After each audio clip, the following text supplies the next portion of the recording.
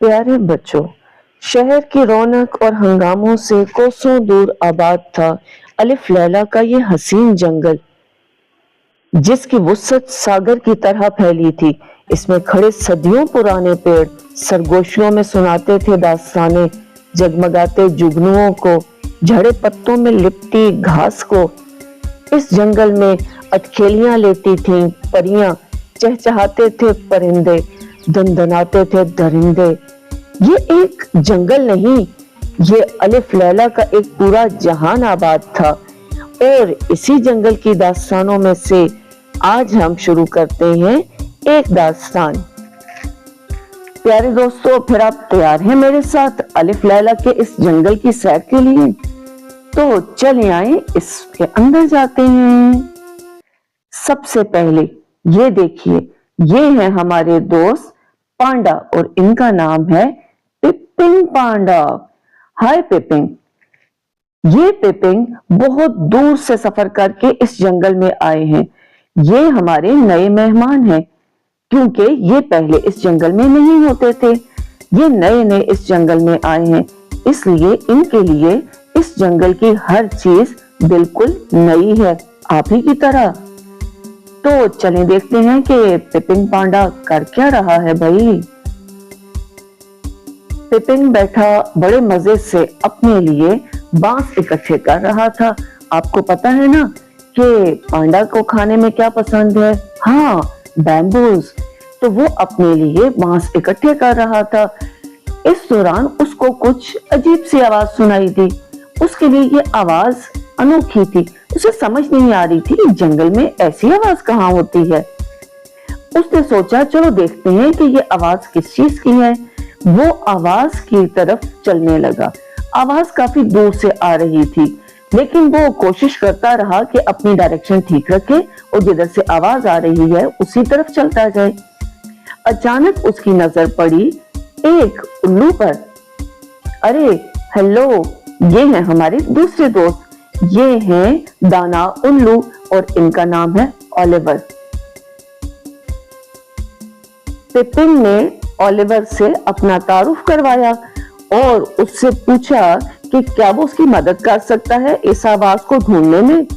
Oliver نے خوشی خوشی اس کا ساتھ دیا اور کہا آؤ دونوں مل کر اس آواز کو ڈھونڈتے ہیں۔ وہ دونوں دوست مل کر سفر طے کرنے لگے۔ اس دوران راستے میں ملاقات ہوئی، اچھلتے کودتے جھاڑیوں پہ سے درختوں پہ، درختوں پہ سے جھاڑیوں پہ چھلانگیں لگاتے بندروں سے۔ انہی بندروں میں سے ایک بہت شرارتی بندر تھا اور اس کا نام تھا میکس۔ میکس نے آگے بڑھ کر ان دونوں کے ساتھ بات چیت کی اور پوچھا کہ بھائی کہاں جا رہے ہو؟ تو انہوں نے بتایا کہ ہم اس آواز کی تلاش میں ہیں۔ میکس بھی ان کے ساتھ ہی ہو لیا۔ اب ان کا ایک بہت پیارا سا گروپ بن چکا تھا۔ تینوں آپس میں باتیں کرتے، گپ شپ لگاتے اسی آواز کی تلاش میں جا رہے تھے۔ ان کے لیے مشکل تھا گھنے جنگل کے بیچوں بیچ اپنے لیے راستہ بنانا، کیونکہ سب سے مشکل راستہ پانڈا پپنگ کے لیے تھا۔ آپ کو پتا ہے نا تھوڑا موٹو ہوتا ہے پانڈا، تو وہ بہت مشکل سے اپنے لیے راستہ بنا رہا تھا۔ وہ سب دوست مل کر راستے بناتے چلتے چلتے آخر ایک انوکھے مقام پہ پہنچے۔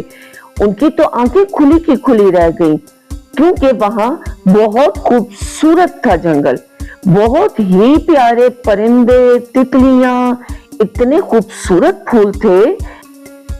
وہاں پر بہت خوبصورت آبشار بہ رہی تھی۔ آبشار کے ساتھ ہی پہاڑ کے اندر ایک غار تھا۔ اس غار میں سے بہت پیاری جگمگاتی ہوئی روشنی دکھائی دے رہی تھی۔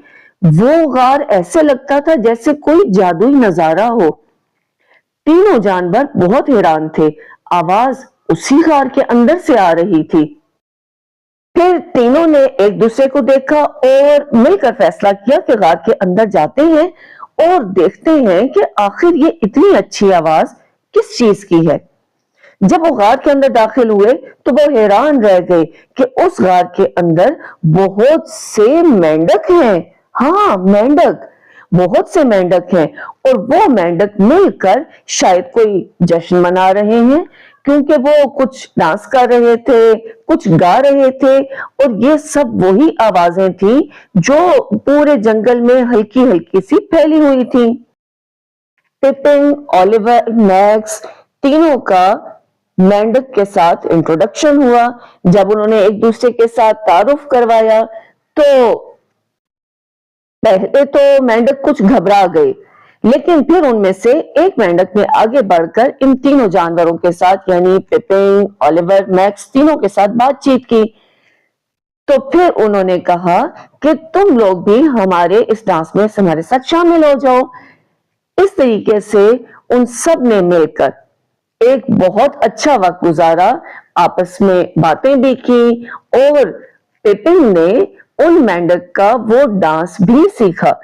और हाँ, मजे की बात, मेंढक ने इन तीनों से कहा कि हम तुम्हें अपना सॉन्ग भी याद करवाएंगे जो हम अक्सर गाते रहते हैं।